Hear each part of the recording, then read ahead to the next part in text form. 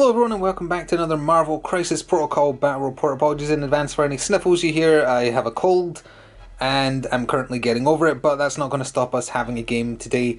Unfortunately, Venom has switched sides and will be fighting for the forces of evil today, just to see how he does in a Cabal crew. But we're going to be doing 17 threat. As you can see, the missions have already been decided, of Avengers versus Cabal. Let's go over the teams and get right into it. So the traitorous Venom has joined Ultron, Baron Zemo, Crossbones, and Doc Ock.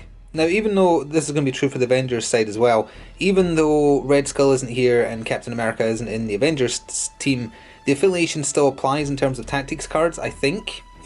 That's how we're playing it. Even though you don't get the advantage because the Hydra row isn't here for extra power and a day like any other isn't here because it's on Cap's card. So anyway, the tactics cards being used are Brace for Impact, Cosmic Invigoration, Lethal Protector, and Age of Ultron. And just 4 miniatures on the Avengers side today. The Hulk, obviously taking up a bulk of the 17 threat, Captain Marvel, Iron Man, and Spider-Man, who, yes, there was a mistake done last time. Spider-Man is not Avengers affiliated, he is neutral until they add some kind of Spider-Man faction. But it is still Avengers this time because those three are Avengers. And as such, their tactics cards are Avengers Assemble, Gamma Launch, Second Wind, and Smash.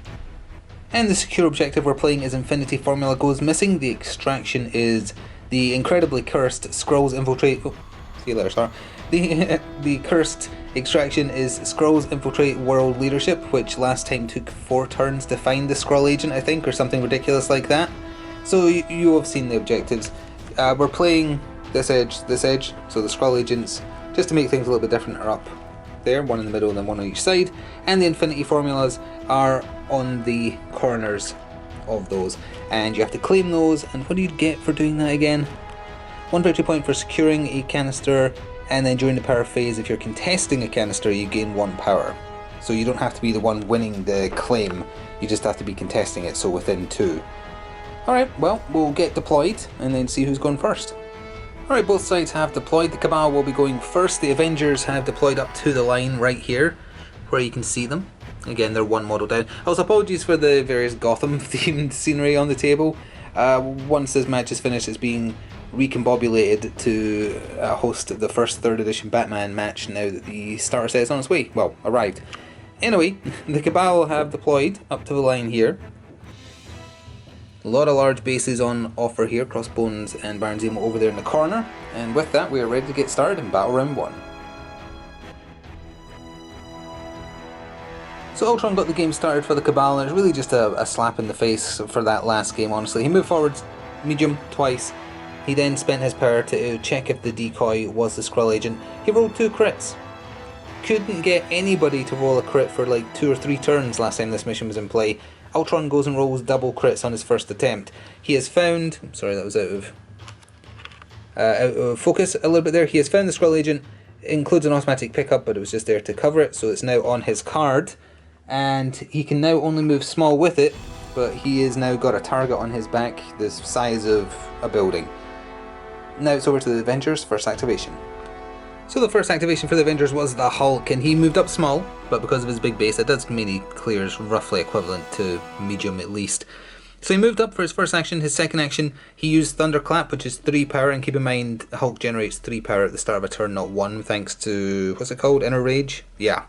So he did a Thunderclap on just Ultron, although it is like a beam attack, but he's only 1 in range. So it did 3 damage, which is pretty good. Ultron got 3 power as a result, and he is also claiming that Infinity Formula right there on the ground. Next to activate for the Cabal was Venom. He didn't have much he could do, so he just moved up small to where you can see him there. He is claiming that Infinity Serum there, and it's most likely that he's going to hold that for the turn, I think. Well, Spider-Man might be able to reach if he charged in with Reckless Abandon, which is a very him thing to do, I guess, but may not be wise in the game. Either way, it's over to the Avengers again. So 2 quick activations to cover because it was just movement. Iron Man has moved forwards and then ever so slightly forwards again to hold that serum that's there. Then for the Cabal, Crossbones basically just did the exact same thing, moved up twice to be in front of the serum. He's claiming that. So it's actually bounced right back to the Avengers again for either Spider-Man or Captain Marvel, and there's still Baron Zemo and Doc Ock for the Cabal. Captain Marvel activated. She moved up fully to where you can see her. She's just within 2 of the serum distance there. She didn't want to move any further forwards because the extra power can help her. The faster she can get to binary form, the better. And without Captain America's trait to help, getting to 5 power can be quite tough. Unfortunately, she couldn't do an energy blast on Crossbones. It's range 4, but he's out of it. I think even range 5 would have been a bit iffy. So, over to Doc Ock or Baron Zemo. Some more repositioning followed as Doc Ock clambered up the side of the gun shop here and just moved forwards, basically to where you can see him, I guess, to pick which side of the battlefield he wants to help depending on how things go. So it's going to be Spider-Man now to end the Avengers turn, and then Baron Zemo is going last, which means it will be the Avengers going first in Battle Round 2, and that could be very significant with the Hulk bearing down on Ultron. Spider-Man activated. He jumped on top of the car, which wasn't quite a full long movement. He shot his impact webbing at Doc Ock. He got one wild with the one hit that got through, so he gets pushed small before damage is dealt. And Doc Ock protected against the damage, so nothing done there, but he was forced back a little bit. He's there just to, again, try and he'll go where he's needed. He could have used both longs to get within contesting range of the serum that Venom's on, but then he would have been surrounded, and it seemed like suicide, especially because Zemo still has to go down here to end off the turn. So Zemo did have some decisions to make. He opted to go over here with Venom. He'll get power when that is done, but he had nothing to do attack-wise. So we're at the cleanup phase, adding up the points, seeing who's winning, although I think it's obvious, as we go into Battle Round 2. So then to Battle Round 1, Ultron is holding on to the Skrull Agent for 2 victory points. Both sides own 2 serum canisters, or secure serum canisters, for a total of 2 each. So as you can probably work out, that means it's 4-2 in the favour of the Cabal. And again, everybody within securing range, or how did we say it? Contesting range of a serum canister get 1 additional power, yes, at the phase. So basically that is everybody except Ultron and Doc Ock will be generating 1 additional power on top of what they normally get, as we go into Battle Round 2 with the Avengers getting first activation. So as we start Battle Round 2, small correction, totally got my games confused. You are only contesting an objective if you're within range 1, not range 2 in Crisis Protocol. So that just means that Captain Marvel didn't get power, but everyone else was within 1 who were relevant. Again, Ultron and Doc Ock were nowhere near, but of everyone else it was just Captain Marvel who doesn't get the power. So anyway, Hulk activated and had a really good turn. He moved ever so slightly, still within 1. He spent 4 power on Hulk's smash on Ultron, who was within 2. 8 dice, 4 damage went through with a wild, which staggers, and also a small throw before damage is dealt, so he got chucked against this wall here. 1 damage and the stagger. Then the damage roll itself did 2 damage, and that was enough to daze Ultron, so the stagger is technically irrelevant, but I was just showing it. That would have meant his first action had to be to shake the stun, or the stagger rather. So Ultron has to drop the Skrull Agent within 2. Oh, hang on. Does it say within 2, or like, is it the same as deployment where you can kind of touch? We'll move it slightly further that way so it's within 2, because that was just like barely touching 2. So Ultron is dazed. He dropped the Skrull Agent. Hulk does not have enough power, thanks to not having access to a day like any other. Oh, it wouldn't have mattered on Hulk Smash, because Hulk Smash isn't a superpower, but he doesn't have the power to pick up the Skrull Agent, so the Skrull Agent's just standing there. Luckily, because of base sizes, Venom might find it hard to get around. Baron Zemo might be able to make it, but the upside is whoever does grab the Skrull Agent, Hulk's there, and Hulk's not letting you go without a fight. So Baron Zemo activated, and he was either very brave or very stupid. He moved forwards long once, and then he initiated a charge for 2 power, which is a move followed by an attack, and he opted to do his free attack. So he ended up there. He did 2 damage to the Hulk, which again may not have been stupid, but he does also generate power off of that. And more importantly, he spent power to pick up the Skrull Agent, so it's not really there, it was, again, just to show. It's on his card. So, yes, he's in danger. Haha, I'm in danger. Insert Simpsons picture here. But he's still holding on to the Skrull Agent, and that's helping keep them ahead points-wise. We'll see what happens as we go back over to the Avengers. So Spider-Man activated next. He moved long onto this Infinity Serum here, then he spent 3 on Webapult to throw Baron Zemo small, chucked him into the van there, meaning that he took 1 damage, and then with his second action, because Webapult was a superpower, he fired Impact Webbing and did not get any damage through. Still generates a power even if it does no damage, which is nice, but no other damage done to Baron Zemo. I think that means he's got 4 HP left. Yeah, 4 HP left, and it's back over to the Cabal. Venom activated for the Cabal, and from where he was standing he used Web Snare, and unlike most throw or push or pull powers, It doesn't specify that there's a limitation to the size of character he can pull, because Hulk is size 4, but he can pull him medium towards him, so that's exactly what he did. So if he wants to go after Baron Zemo, it's going to be harder, and also just away from the Infinity Serum to generate more power.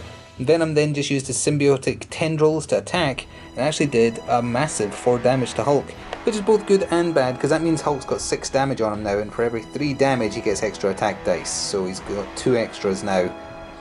14 health remaining as well. Carol Danvers activated, she moved up medium, and then she just did an energy blast on Crossbones for 1 damage, and then with the extra power that generated, she used her Danvers special, the throw she has, where she can throw someone within range, because remember Crossbones was like there, so he was barely within 2. She can throw him medium, so she picked him up, flew into the sky and chucked him at Doc Ock, but as you can see, as perhaps expected, Brace for Impact was played, and just a reminder of what it does. If one or more characters would suffer a collision, Crossbones and Doc Ock, they spend 1 power each and it does no damage. So it's basically the same as doing a Nerd to Pain for Crossbones, and in Doc Ock's case it saved him from a potential 3 damage, so worth it I guess, although now the Hulk can probably chuck someone without worry with Brace for Impact, because that's it gone for the game. But it's over to the Cabal in the meantime. Crossbones initiated immediate revenge by doing an overpower from up on the building where he is, because size doesn't matter. So that put him within 1 after being resolved, but it's range 3, so it was within. He did an impressive 4 damage to Captain Marvel, which again resulted in him being within 1 of her after the attack is resolved. Also option of throwing her, but that would have made him further away, and he wanted to use his move after that to be back next to that serum contesting it rather. So now it's over to Iron Man, and then Doc Ock will end off the turn. That does also mean the Avengers will be going first again in Battle Round 3, but we'll get to that at the time. So indeed Iron Man did take his turn and he did nothing because he's holding the serum over there, but more importantly during his activation, Avengers Assemble was played. So again a reminder of what this does. Any number of allied Avengers characters may spend 1 power to play this card. Anyone who spent that power may advance small, and that is super important because Captain Marvel spent 1 power to advance small, so she's now contesting this serum. And the Hulk spent 1 power to move small and is now contesting this serum. That means no matter what Doc Ock does, there's still going to be a contested serum, which means a point denied and some ground remade for the Cabal once again having the Skrull agent. It's not a lot, but it helps. So to end off Battle Round 2, Doc Ock had a decision to make, and he made the right one by the looks of things. He went after this because the Hulk is much less likely to go down, and he did his flurry of arms, mechanical arms, did exactly 2 damage to Captain Marvel, which was enough to daze her, so she is no longer contesting this, and that will be claimed by the Cabal, and that takes us to the cleanup for Battle Round 2. So thanks to some manoeuvring there, the Cabal still have the Skrull agent for 2 victory points, but the serums are different. The Avengers are holding 2 of them. Spider-Man's claiming this one, Iron Man is claiming that one. This one is contested by 2 healthy characters, so no points there. And this one over here is Cabal owned because Captain Marvel got dazed. Let's see, Baron Zemo, Ultron, who's flipping over his card, will not be getting any power, but everybody else, except Captain Marvel because she's flipping over as well, presumably. When does the power happen? During the power phase. No, she would be contesting because she flips over her card at the end of the turn, and then the power phase is the start of round 3, so I guess she would claim actually. Ultron and Baron Zemo definitely don't. And it's Avengers going first in Battle Round 3. Here we go. So Battle Round 3 got started by the Hulk, and as you can see this got a little bit messy. So the Hulk used Hulk Smash for 3, which is up to 10 attack dice. The first one still only did 2 damage though, and then Venom used so many snacks to do a counter attack, which hurt Hulk for 2 damage. Then Hulk did Hulk Smash again for his other action. This time it did 6, it only needed to do 5. It would have done stagger as well, and he could have thrown him, but because the daze procs, presumably that means you can't do it because a dazed body doesn't count as being on the field. So Venom is dazed, he will not be getting a turn, and now the Hulk is capturing this serum canister here. The recently reawoken Ultron activated, he moved next to Spider-Man, then used 3 power, which is dangerous considering he's on his wounded side and needs to save up for whatever it's called, overpowered card. He used Kinetic Field Generator to chuck Spider-Man down the street medium, basically just so he has to use a move to either get back into contest range or to attack Baron Zemo to make him drop the Skrull agent. Fired an energy blast at him after that for good measure, and managed to plink 1 damage off of him. It's an interesting turn for Captain Marvel, a mix of attacks and superpowers. First of all, she spent 5 power on binary form, which is 2 extra attack and defense dice until her next activation. Then she did a basic strike, which became, 7 dice? On Doc Ock. The first one did nothing, so unfortunately she had to then use her other action, because binary form is a superpower, to do another strike. This one did much better, did 5 damage and insta-dazed Doc Ock, as well as generating her 5 power, because it's 1 power for every damage dealt with a basic strike. So with that, she also could do another superpower, Danvers Special, and chucked Crossbone down the street and didn't try and make him impact anything, just wanted him far away, because now he's going to have to make a choice where he goes in reaction when it's his turn. Baron Zemo activated and he had just a quick turn. He moved small, because when you're holding the Skrull Agent you can only move small, behind here basically just to get away from any potential danger and keep it safe for those 2 victory points a turn. Iron Man went all in on trying to hurt Crossbones this turn, 3 power on Friday AI for 2 extra attack dice on all attacks this turn, then he fired homing missiles at him and managed to do just 2 damage. 1 power was used by Crossbones to negate 1 damage with Inured to Pain. He also then advanced small towards Iron Man because of he took damage. Then Iron Man just tried to do a Repulsor Blast and it did no damage. So Crossbones in total I think has 3 damage on him now with 2 left. Got him closer to that serum as well, which is not the ideal outcome. Just until Iron Man flips his card, he's quite disappointing. So Crossbones has basically traded places with Iron Man by using an overpower, which includes a throw small, so he chucked Iron Man away from the objective, did 3 damage in total as well, which is pretty good, and then just moved into position so that he's securing the serum where you can see. So now it's Spider-Man to end the Avengers turn, but it will be the Cabal going next in the next battle round as a result, and Spider-Man's got some decisions to make. Spider-Man got some work done as the final activation of Battle Round 3. He moved long into contesting range of the serum, then he web-upulted to throw Crossbones small into the car. The 1 power Crossbones had left ignored the 1 damage the impact would have done via Inured to Pain. Then Spider-Man used the remaining 2 power he had to do taser webs. Crossbones only has 2 energy defense. It did an amazing 4 damage, it only needed to do 3, so Crossbones is dazed. And that takes us to the cleanup for this battle round.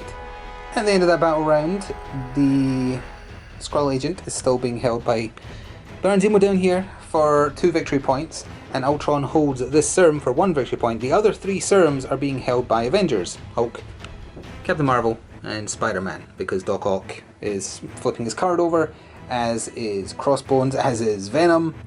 And in terms of who's not getting power from serums, Iron Man won't be, Baron Zemo won't be, and I think that's it actually. Yeah, I think, oh no, Crossbones is out of range, yeah. So as we go into battle round 4 with the Cabal going first, it's 10 playing 7 in the Cabal's favour. Venom got battle round 4 started and he stayed where he was and did 2 We Are Venom attacks, which would have healed him by a lot had he been injured, but he's on his wounded side now, so he's technically at full health. The first one just did 2 damage to Hulk, the second one though did 5. So in total, plus the damage he's got on him already, I believe he's up to 14 damage, so he has 6 health left and he doesn't have a wounded side, he just dies. So that's bad for Hulk. On the plus side, he's now very angry and is sitting on 10 power in total. So a rage is coming, the likes of which you have never seen. Iron Man activated and he used 3 power for Friday AI, but before that, totally forgot about Invincible Iron Man, so when he took 3 power in the last turn, he actually took 2. So that has been corrected. Also, Hulk has 15 damage on him, not 14, miscounted that as well. But corrected now. So anyway, he used Friday AI, then he used a Repulsor Blast, shoved Crossbones small and did 2 damage to him, and then just moved to guard the serum over there as well. So, oh, it would have done 3 damage, but Crossbones Inured to Pain for 1 to negate 1 of them. So on his wounded side, I think he's got 3 health left. Crossbones activated, he did an overpower on Spider-Man and didn't throw him on the first one, went over to him, only did 1 damage. Then he overpowered again and threw Spider-Man, thanks to rolling at least 1 wild, I think it was 3 though, into the car door. So the damage itself from the attack was 2 plus 1 for the impact from the throw, plus the 1 damage he has on him, means that Spider-Man is not getting an activation this turn. He is dazed and Crossbones is within 1 to be contesting that serum as well. The Hulk activated and as you can see he's done a lot of good. He did a Hulk smash and it's normally 8 dice but he's getting 5 extra from the damage he's accumulated. So it also does a small throw before damage is done, so the throw into the barrier there did 1 damage to Venom and then the actual smash itself did 5 equaling 6. So Venom on his wounded side, he just got one shot. Poor Eddie Brock is down and out.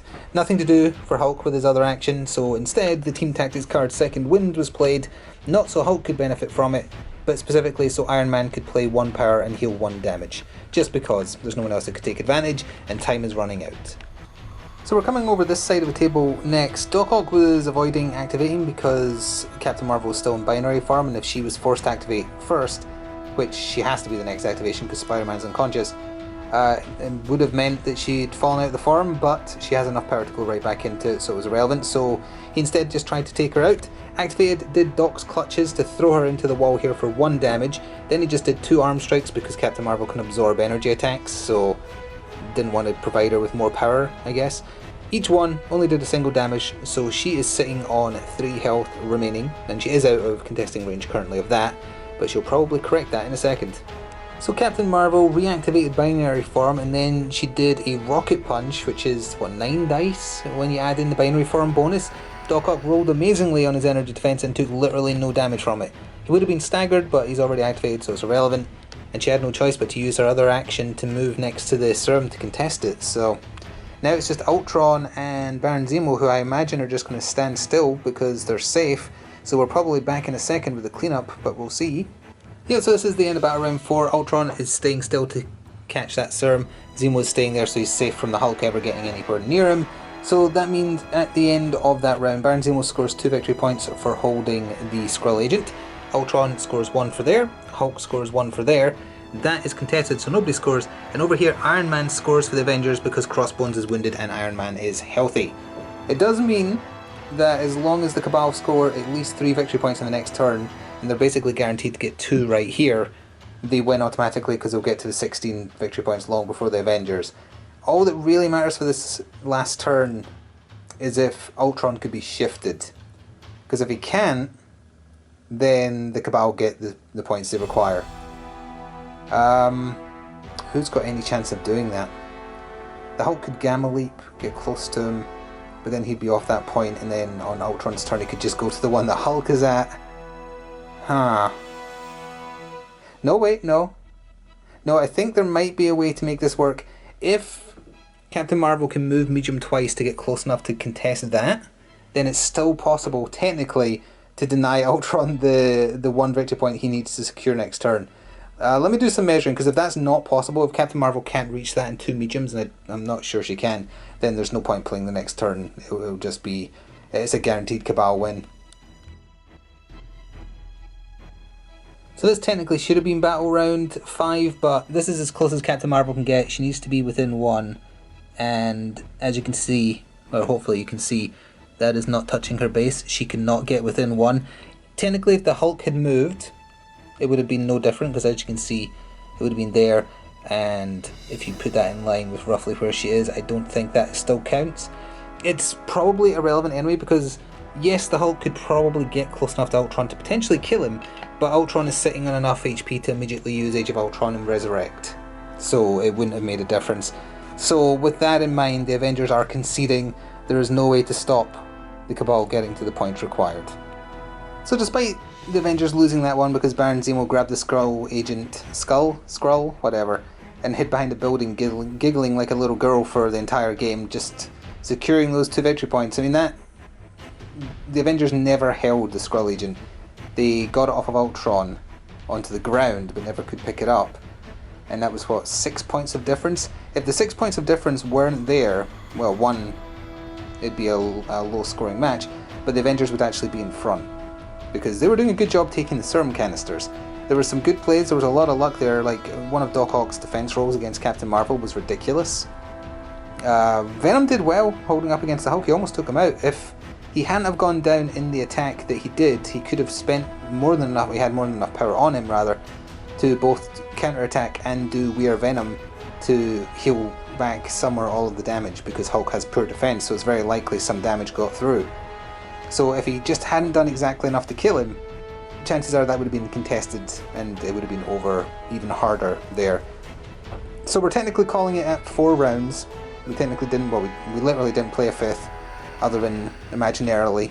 So the final scores are 13 to the Cabal, 9 to the Avengers, But as I say, no way that round, our final fictional 5th round, could have played out in any other way than the Cabal getting at least 3 victory points, which is exactly how much they need.